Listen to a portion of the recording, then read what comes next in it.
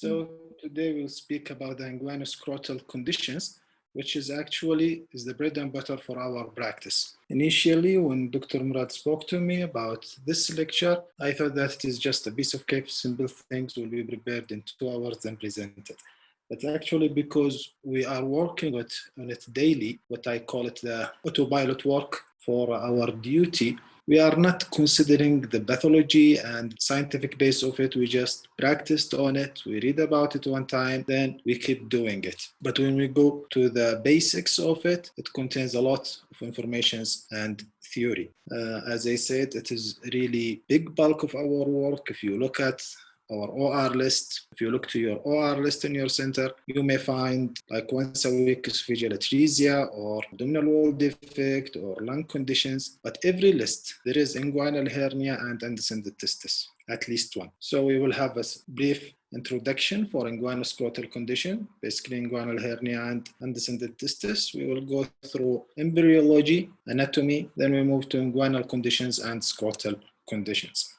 As I said earlier, inguinoscrotal pathologies are the most common presentations to emergency department and outpatient departments. By far, inguinal hernia is the most common practiced procedure by the pediatric surgeons. The risk of inguinal hernia in childhood is about 0.8 to 4.4%. With a positive family history, it goes up to 11.5%. The incidence of it increases in premature events, which is estimated up to 33% in some studies. Other pathologies associated with inguinal hernia, any pathology that will increase the intra-abdominal pressure, like cystic fibrosis related because of chest infections, recurrent chest infections, uncontrolled asthma, constipation, stomach obstruction, urinary obstruction, all those conditions that increases the intra-abdominal pressure can lead to development of inguinal hernia. About 80% of neonates will have patent process vaginalis, which is going to close mostly by 6 months of age. Some of it will pass beyond that time and closes. Not necessarily all patent process vaginalis will cause inguinal hernia. Some studies that mentioned 8 to 12% risk of patent process vaginalis to develop inguinal hernia. The male to female ratio is about 5 to 1. The right-sided is more common than the left side, and the recurrence rate, usually like the adult recurrence rate of inguinal hernia, is 1% or even less than 1%. Most of the patients those are going to have recurrence. Those patients with not treated intra-abdominal pressure pathology like non-treated constipation or not controlled asthma, or patient with collagen storage disease or laxatives, or patients with peritoneal dialysis catheter, or patient with ventriculoperitoneal shunts. The risk of incarceration in inguinal hernia is ranging about 13 to 17%, and it's increases with prematurity. That's because of even the incidence of inguinal hernia in prematurity is higher. And also premature infant, usually they will have lung problems that will increase the intra-abdominal pressure. The incidence of VAS or testicular injury during a repair of inguinal hernia is approximately 1 in 100 cases. Regarding the undescended testes, the incidence is about 3%, and in preterm neonates it goes up to 30%. Majority will be descended in the first 6 months, and with time goes by, the rate of descent will increase. Some studies mention that the descent rate after the first year is less than 1%, and usually 1/3 of the undescended testes will not be palpable in the first examination. Then there is many maneuvers to palpate it, either supine or squatting position. The baby should be relaxed during examination to make sure that the testis is palpable or unpalpable, because we will go through it in the treatment. There is another way of doing the non-palpable undescended testis. Usually undescended testis associated with congenital anomalies of the urinary tract, renal agenesis, hypospadias, and DSDs also, and also abdominal wall defects like the gastroschisis or phallocele. As we mentioned that 80% of children will have patent process vaginalis. The process vaginalis will pass through the inguinal canal by the end of first trimester, usually by 12 or 13 weeks of gestation. The intra-abdominal pressure and also the active testicular descent helps the process vaginalis to end in the scrotum in the base of the scrotum. The testis usually passes by the 7th month of gestation through the inguinal canal. By the end of 3rd trimester or after the delivery, the testis will pass through the scrotum and the process vaginalis will be closed. After closure, the process vaginalis will leave the tunica vaginalis attached to the base of the scrotum. Tunica albuginea, as you know, is attached to the testis itself. In females, the canal of Locke closes earlier, closes at usually the 7th month of gestation. Testicular descent, as we said, starts at the 7th week of gestation by gonadal differentiation time. The testicular direction through 2 pathways, the abdominal pathway and the inguinoscrotal pathway. First, the testis is attached by the cranial suspensory ligament and up and the gubernaculum down. The phases are regulated by mechanical and hormonal factors. If we speak about the mechanical, we mentioned the abdominal pressure and the movement of the gubernaculum and also the cremasteric movement, cremasteric muscle movement. The androgen control the descent by regressing the cranial suspensory ligament. CSL is the cranial suspensory ligament, while insulin-like peptide 3 and malaria inhibitory substance stimulates the gubernacular growth. The gubernaculum will get bulky with time by the effect of the androgen and MIS and will lead the testicular descent down to the scrotum. Androgen, CGRP, the calcitonin regulating peptide, and genitofemoral nerve impulses regulate the inguinoscrotal phase, inguinoscrotal migration, with there is a suspected enzymatic activity around the gubernaculum that affects the tissues to be loose, so the gubernaculum will be moved. I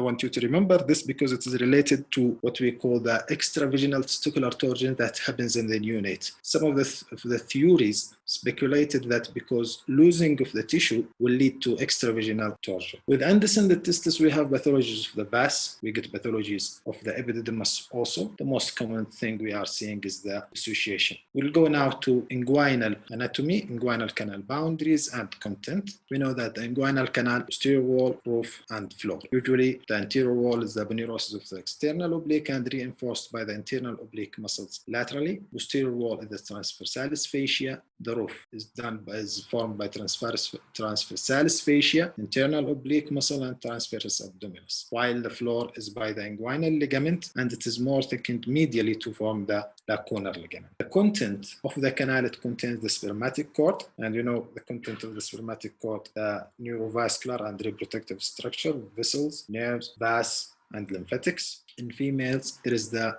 round ligament, which is originated from uterine horn and attached to the labia majora. The inguinal nerve, which contributes the sensory innervation of the genitalia, and genital branch of the genitofemoral nerve, which supplies the cremasteric muscles and the anterior skin in the males and skin of mons pubis and labia majora in females. You can see here the diagram, where is the internal ring and the external ring goes anterior medially in oblique pathway, the inguinal canal, and you can see here the process vaginalis, and the testicle descent, cranial suspensory ligament, and the gubernaculum. See, the cremasteric are formed, gaining its fibers from the layers that it passed through, gets the internal spermatic fascia, then the cremasteric muscle, then external spermatic fascia from the 3 layers of the abdominal wall, transversus abdominis, internal oblique, and external oblique. Inguinal conditions, mainly we are going to speak about inguinal hernia and hydrocele. The common presentation of inguinal hernia is inguinal bulge, noticed by the mother or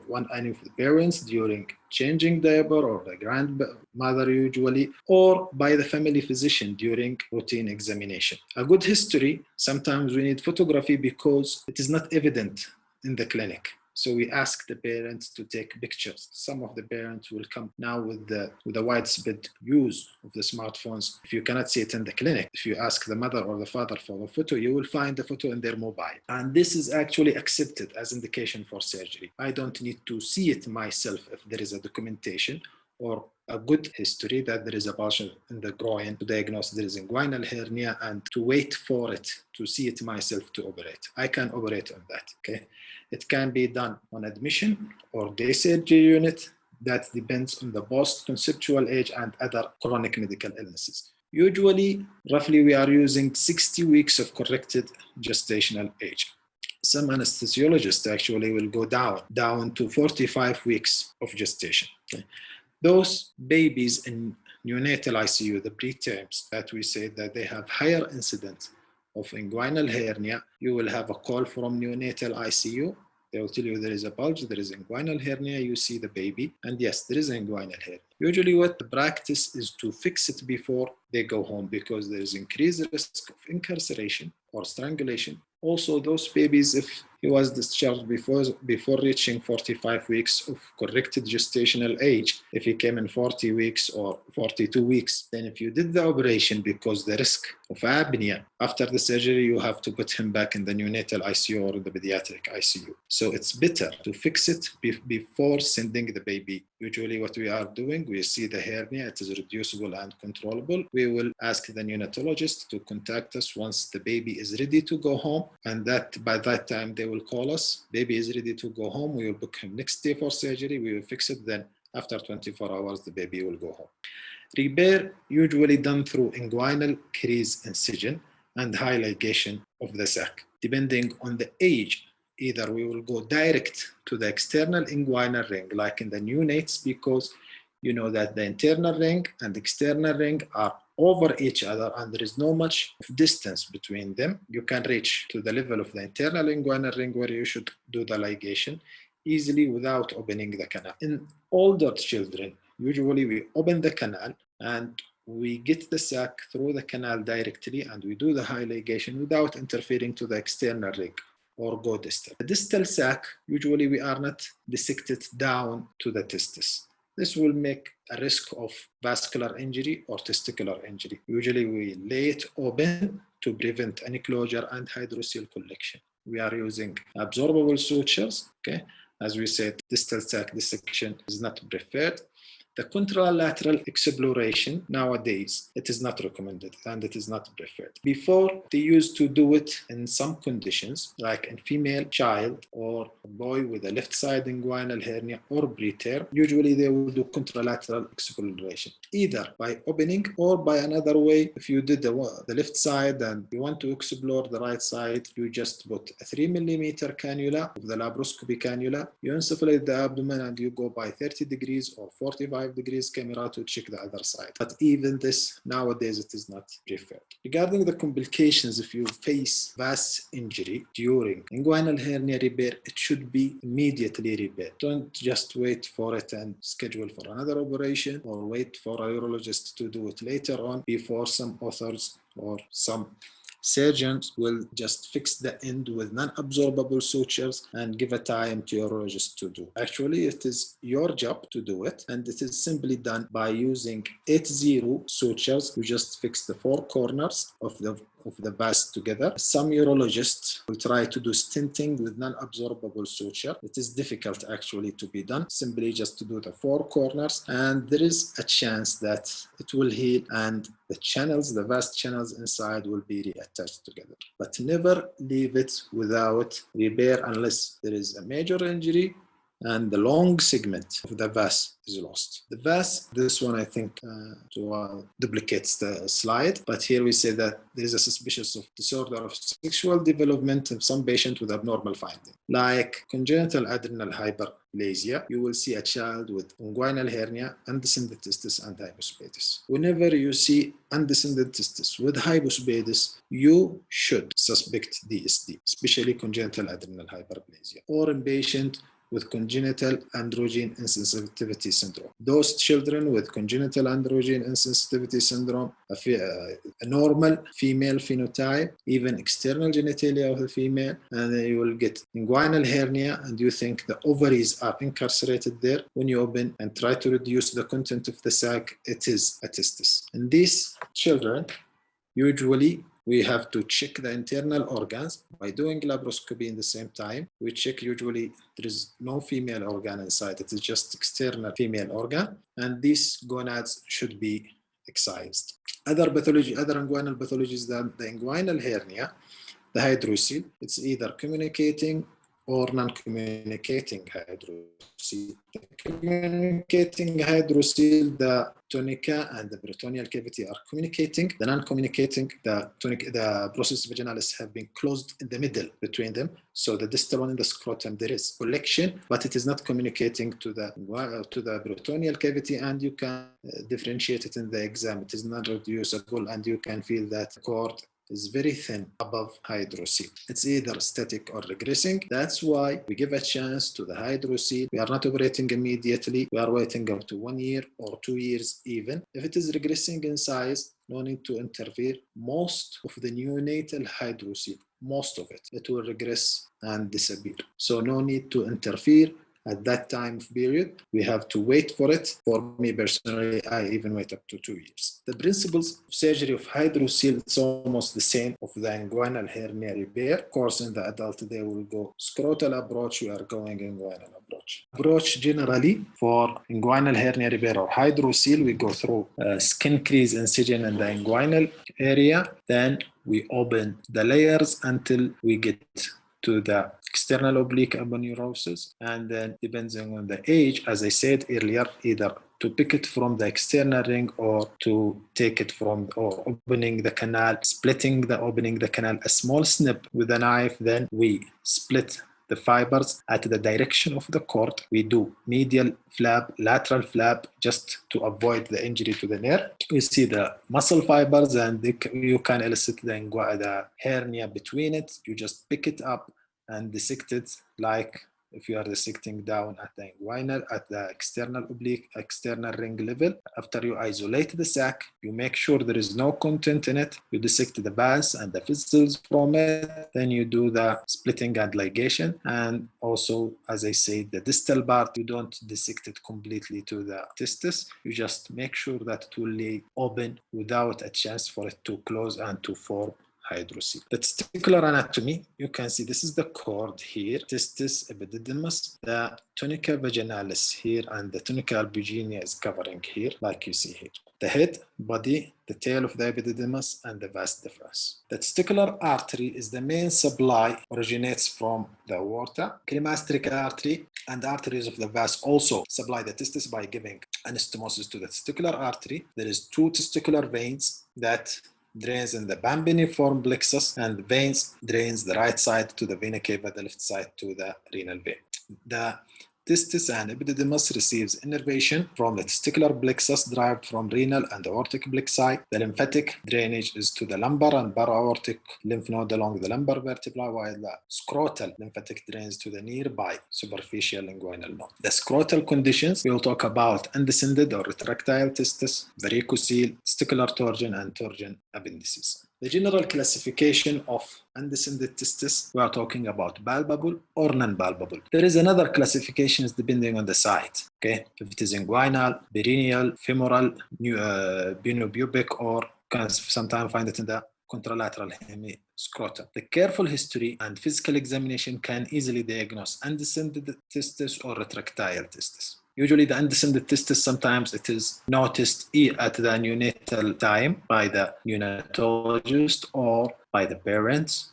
Sometimes they will give you a history that sometimes they found it, sometimes they don't find it. That's about the retractile testis. If it is not noticed since birth, some parents will just notice it after the 7 or 8 months of age. Suddenly they noticed before it didn't came to their attention at all. Ultrasound and MRI helps to confirm and locate non-palpable testis, but we are not doing those routinely or even usually, because what make the decision is either is it palpable or non-palpable. A palpable undescended testis you will take to OR, directly to OR after the age of 6 months. Before age of 6 months you will wait. And even though the non-palpable testis, if you didn't palpate the testis, if you did ultrasound, sometimes they will say it is inguinal or intra-abdominal, or they will not see it. Even the MRI, they can give you the location or not. But the end result of that, you will take for surgery, whether they give you diagnosis for it or not. So for me personally, I don't do ultrasound or MRI. If it is palpable and the baby is beyond 6 months of age, I will take to surgery.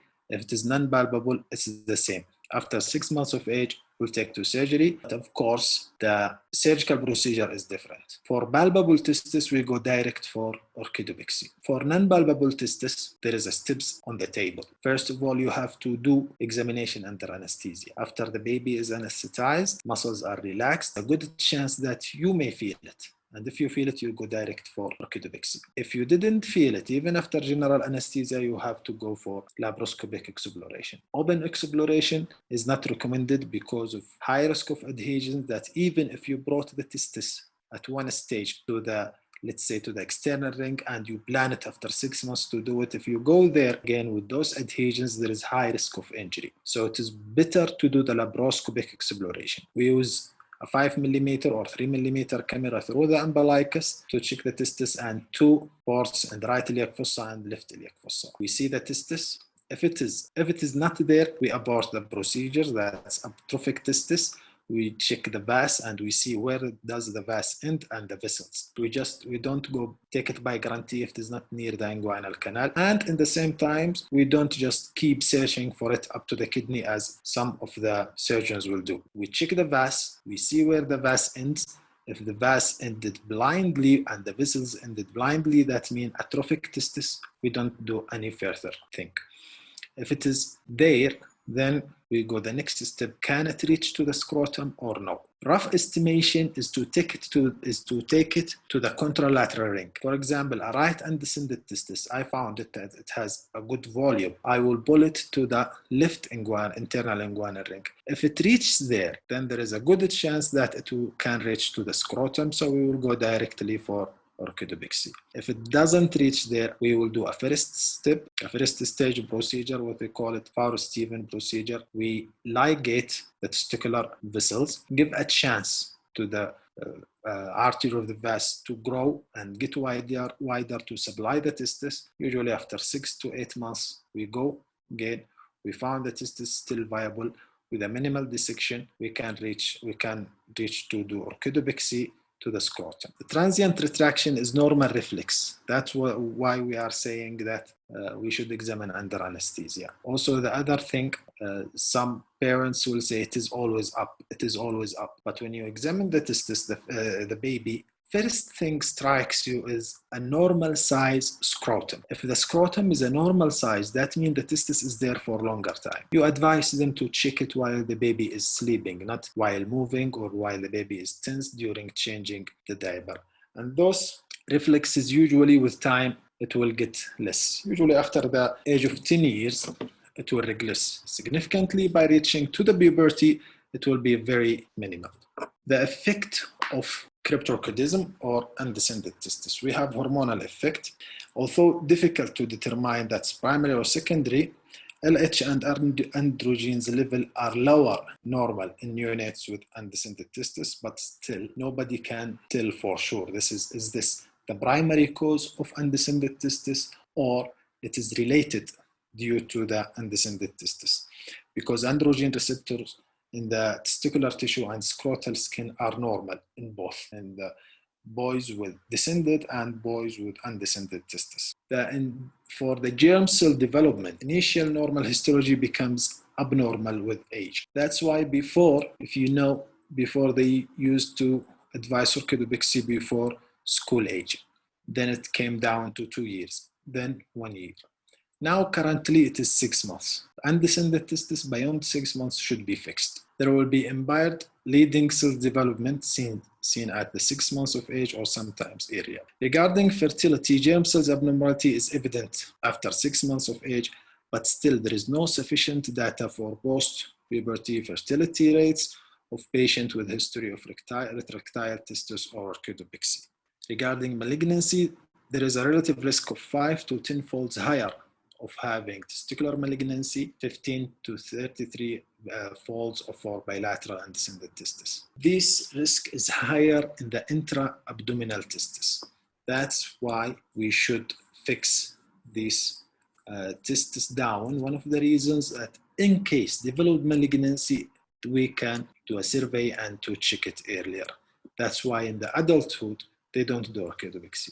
Intra-abdominal testes, they remove it immediately. Testicular, there is no data that suggests reduction of the risk of orchidopexy. So if you've if there is intra-abdominal testis and you managed, you are successful to fix it in the scrotum, does not preclude the risk of malignancy. Regarding testicular torsion and trauma, the risk of torsion is 20% because testicular mobility, as we said, because the tissues around it are loose, there is a risk of torsion.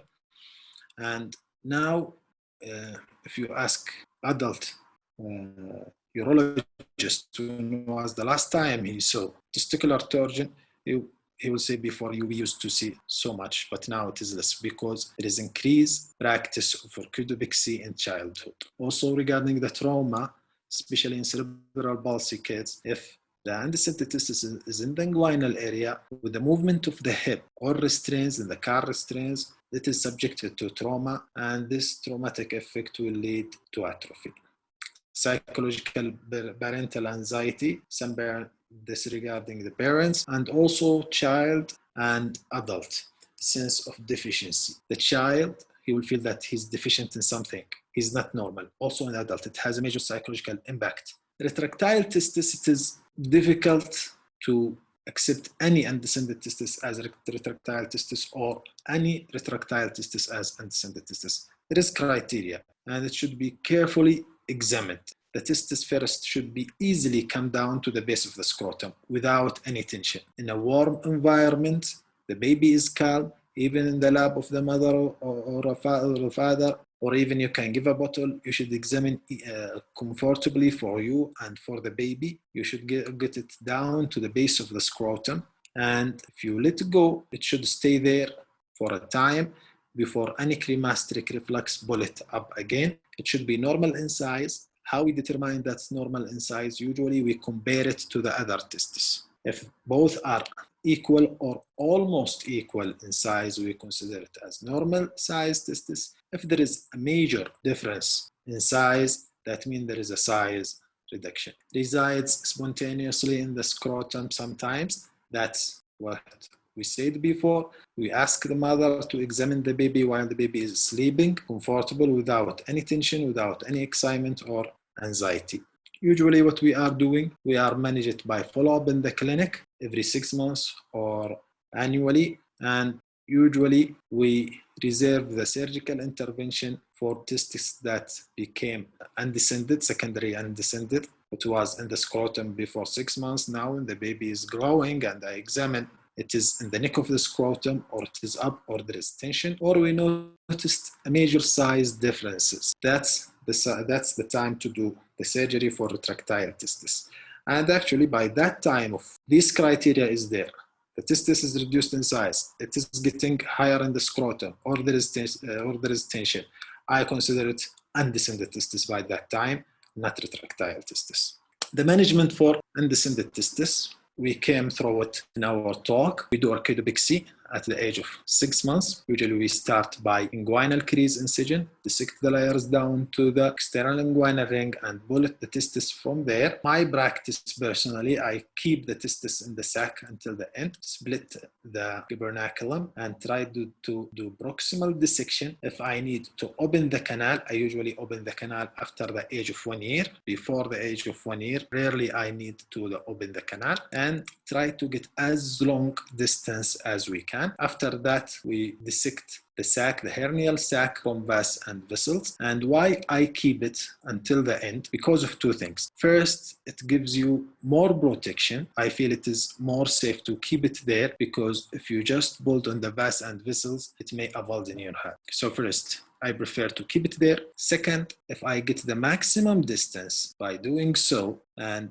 I cannot dissect any furthermore, I check how far I can go to the scrotum. Usually after I split the hernial sac, minimally I will get a 1 centimeter or roughly 1 centimeter extra length. I can achieve it after I split the sac. So I keep it until the end. When I'm satisfied with the length or I cannot go any higher, I separate this hernial sac from the vas and vessels and do a high ligation, then deliver the testis to the subdartus pouch and fix it in two corners. Usually I do inferior and lateral or inferior and medial, putting the testis down and the epididymis up. This is the normal anatomical position for it, and you should make sure there is no twist in the cord when you deliver it down. There is another approach, the transscrotal approach. If the testis is at the neck of the scrotum, you don't want to open in the inguinal area, deliver it from there, elongate it, and send it back to the scrotal, to subdartus pouch. Some of surgeons will just go through transscrotal incision, opening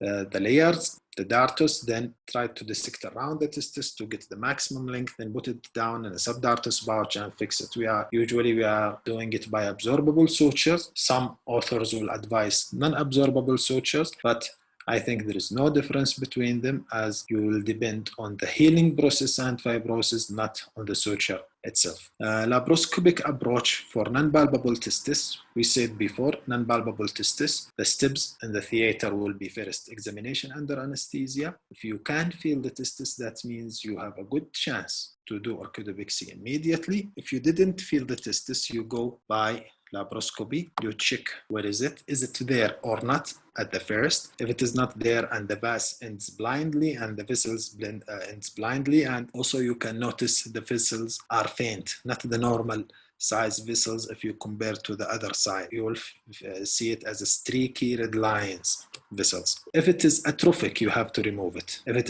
it is acceptable volume, you check is it deliverable to the scrotum or not. We said we do it by trying to pull it to the contralateral ring. If it reaches there, this rough estimation give you idea that you can deliver it to the scrotum. If it cannot reach there, you just ligate the testicular vessels either by clip or by diathermy without further dissection. You should avoid the dissection because you will go inside after 6 months and you don't need to have fibrosis at that place. Then usually after 6 to 8 months, you will go back same by laparoscopy and you dissect the peritoneal attachment around it, and the same you estimate it by taking the testis to the contralateral side. If it can reach there, you deliver it to the testis. The complication rates of orchidopexy is less than 5%, vascular injury to the testicular vessels or artery of the vas injury, and wound infection. Wound infection is really rare because it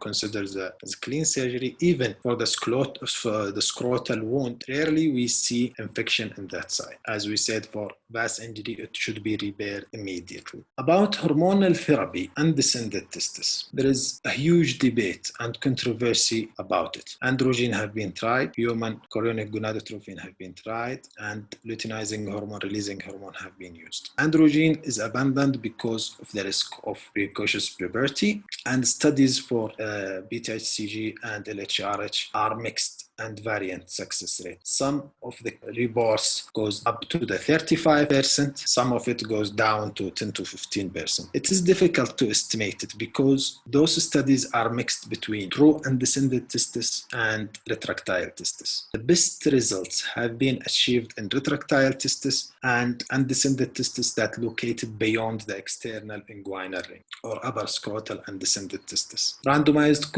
controlled triads concluded that hormonal therapy was not effective in truly undescended testes like inguinal or intra-abdominal. It has no effect on it and there is no benefit. You cannot avoid surgery on those. And as I said, the best results have been achieved in retractile testes, which is usually we are following it up, and most of them doesn't need to have any surgery later on. Other pathology of the... Dr. Hashim? Aywa. Sorry to interrupt you, but we have like 5 more minutes and then we'll go for the questions. Okay. Thank you.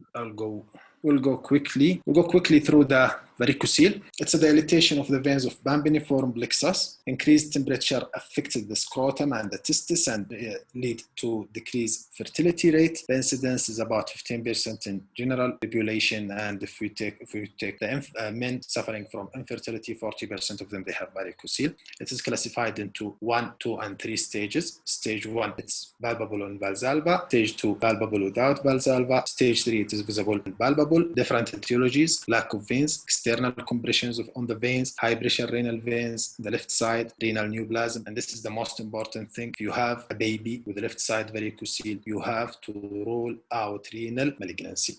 Indication of surgery: symptoms, atrophy of the testis and infertility in the adulthood. Surgical option: inguinal approach. This is selective high-low, ligate the veins. Laparoscopic, either to ligate the veins only or mass ligation artery and the vein, or embolization by intervention radiologists. Testicular torsion lead to vascular occlusion and necrosis. Usually it is in fully descent testis. Most of it is intravaginal because of high infestation of the tunica vaginalis. You can see here, this is the bell clapper. If you consider this is the testis and this is the tunica vaginalis, then the testis has space to move, either long or short mesorchium. There is a risk of it. The incidence is higher at 13 to 16 years of age because with this pre-puberty, sudden growth and enlargement of the testis. Extravaginal torsion, as we said before, it happens usually prenatally or antenatally, present with sudden onset of scrotal and pain, sometimes abdominal pain and vomiting and nausea. Previous attacks of pain during the history will give you a clue that there was some attacks of torsion detorsion. On examination, to be red, hot, very tender scrotum with a high transverse lying testis.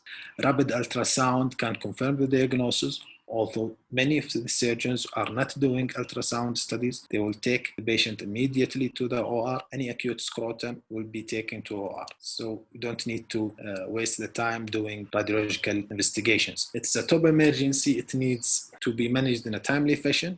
Some authors will mention that double twist will give you like 8 to 10 hours. But if you have more than 4 twists, that will give you sometimes less than 2 hours. So it have to be managed very fast. Operation through a transscrotal incision. We do detorsion. We warp the testis, ask the anesthetist to give high oxygen and observe for regaining the blood flow. Tunical trimming to help to fix the testis, and we do contralateral fixation. Why? Because the high infestation, the tunica, usually it's a bilateral pathology, not related to one testis. It usually involves both of the testis, except if you have a neonate with undescended testis, or sometimes you will see a black spot in the groin. You have explore it. It's a dead testis. We don't do to the contralateral part because this one is not related to the bell clapper pathology. If you have, after detorsion, if you have non-viable or doubtful testis, there is also some controversy about it. The hormonal function is known or believed that it will be regained after that, but not the spermatogonial function. And the blood testis burial damage may cause autoimmunization in children more than 10 years of age.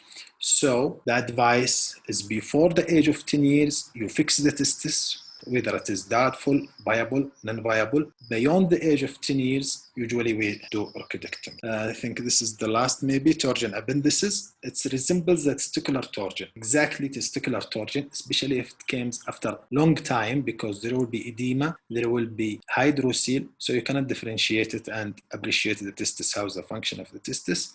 Some of the signs that will help, they will find a black bee or black spot in the scrotum. This is the site of that appendices torsion. And as I said, with tissue edema, maybe you cannot appreciate the testis. Management by exploration and excision of it.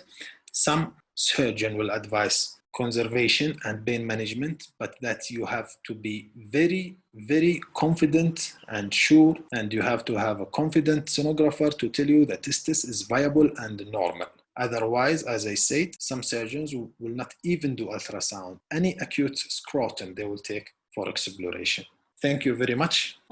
We stop here. This is the end of the lecture. We can take questions. Many thanks to you, Dr. Hashim, for this wonderful, super presentation. So I'll go through the questions. We have, will you repair if testicular vessels are injured, and how? Testicular vessels in inguinal hernia or orchidopexy? I think in inguinal hernia, because this Okay, let's talk about both. Usually you cannot fix it. If testicular vessels injured, usually we cannot fix it. We cannot do anastomosis because they're very tiny, very small, and even if you fix it, it will tear up. If you have bleeding, if you start to have bleeding during inguinal hernia repair with dissection of the vessels from the sac, always we get bleeding. Okay. Immediately, if you see bleeding, you just stop and do compression. A simple compression for 30 seconds or 1 minute will stop the bleeding and will make your field more clear to go for more dissection and careful dissection and avoid the place where you have bleeding. But if oozing started and you continued dissection, this is a very risky practice. If you start to have oozing, especially around the vessels, just put gauze, compression, dry gauze for like 30 seconds. 1 minute will be enough. Then if you lift it, everything is clear. Then you can decide where safe to do dissection. But usually we don't repair it. If you are unlucky and you have complete transection of the vessels, just control the bleeding not to cause hematoma later on. And there is a chance that things will be okay because in Faust-Steven procedure and step 1, we are doing. We are ligating the testicular vessels. But that doesn't mean that we take it lightly. No. If you start to have oozing, just make a compression, 30 seconds, 1 minute, it will stop. Then do dissection in another side and be more careful. Okay, great. Another question, while you are repairing inguinal hernia in a female, you open the sac and you find a structure that looks like a gonad, query testis. It is better to take a biopsy and reduce it or reduce it and then work up the patient? Well, usually there is two schools. Some of them will take a biopsy and put it back, and some of them will just do a scope and check for the internal organ. If you see internal organs of a female or mixed organs inside, take biopsy, and better to take biopsy from both ends. There is a chance it is ovotestis. Okay, put it back and wait for the pathology. If the pathology came, some pathology will come as both are ovary, some will come it is testis. So if it is testis, you have to go inside again and remove it. This time you can do it by laparoscopy. But if it is a very clear testis, what I'm going to do, if it is a very clear testis, I will put a scope and check. If there is no female internal organ, that means this is congenital androgen insensitivity syndrome. I will remove both gonads. I will send it for pathology. I will work the patient up and I will send to endocrinologist. This is what they call true frobdatism. Okay, great. Thank you. Another question, how is ascending testis is different from acquired undescended testis? Ascended testis, usually it have been filled before in the scrotum or in the upper scrotum. What makes it goes up exactly, there is no clear pathology for it. But with the growth of a child, initially it is in the middle or in the upper part of the scrotum or diagnosed to be retractile, but there is some tension. With the growth of the child and elongation of the torso of the child, it will get up. It will ascend lately. That's the ascending testis. Okay, thank you. When you exactly call retractile testis and undescended testis, after follow-up for how long, and should it exactly lie in canal to call it undescended? No, it should not be in the canal first. You can have undescended testis beyond the canal if it is inguinal or it is above the scrotum, doesn't reach to the scrotum. Or if it is in the upper scrotum and under tension. If it is in the upper scrotum and under tension, this is not undescended testis. This is not retractile testis. This is undescended testis. A retractile testis should be reached to the base of the scrotum. If you cannot reach to the base of the scrotum, this is undescended testis. This is not retractile testis. This is a first. When we do operation for them, usually we are following up every 6 months or every year, annual examination. As I told you, we noticed if it is ascended or there is volume discrepancy between the two visits in regard to the normal size testis, because not all kids have the same size of the testis. So what we are using, we compare to the other side. If initially it can reach to the base of the scrotum, reside there for some period of time, and the volume of it is really near or almost equal to the other side, we follow it up. But if there is a volume decrease or if it ascends, that's the time for doing the surgery. Okay, thank you. Indications of contralateral prophylactic fixing in intravaginal types of testicular torsion. Usually if it is testicular torsion and it is intravaginal, you fix the other side. What's the question about the extravaginal? The question is about, I think, intravaginal. Intravaginal, we fix the other side. Why? Because the pathology is bilateral. The high investing of the tunica vaginalis is in both sides, not in one side. Okay. Incarcerated inguinal hernia with intestinal gangrene bowel. You proceed from inguinal sac or through laparotomy incision? For me, or what's the book said? Actually, there is debate about it. For me, I will go through inguinal side. I will go through inguinal side and I will open the canal. I will widen the ring and I will try to make it relaxed. The bowel, I will make it relaxed, but in my hand. I will not allow it to fall down in the abdomen before I make sure it is well revascularized. I can hold it and warm it and ask the anesthetist to increase the level of oxygen, sometimes 100% oxygen, and wait for it. If it regained vascularity and motility and it's okay, I will be comfortable to put it down. But if still some doubt, you can do resection, can do anastomosis through inguinal incision. Although some surgeons will prefer to do laparotomy, but for me, I think it is too much. This is one thing. Second thing, if there is a spillage, better to keep it outside the abdomen, not to take it inside the abdomen. So from me, I would prefer to do it through inguinal incision. Okay, great. Thank you. One last question. What is the technique for testicular biopsy? Try to make it a wedge biopsy with a small knife at the edge and away from the epididymis, or just try to make it the anterior side or the edge, a wedge, and then you close it. It's better to close the capsule, not to leave it open. And the small piece, it's fine. You don't need to have a big chunk because the tissues of the testicular tissues are really one of the big tissues that the pathologist can really see it nicely, and you don't need to have a very, very big biopsy. It's just a small size biopsy, but to make sure it is wedged and it contains the levels of the scrota, of the levels of the testis, and then you just close it with 4-0 or Vicryl, it's okay. Great. Thank you so much, Dr. Hashim, for this great presentation. We really appreciate your time and effort, and we really enjoyed this lecture. Sorry, I cannot answer all the questions that are posted here. So kindly post your questions in Twitter and mention Dr. Hashim and his Twitter account so he can answer all of your questions because we are running out of time. Thank you again, Dr. Hashim. Thank you very much, Yara. Thank you for all of you panelists and audience. Hope to see you again soon. Goodbye. Thank you.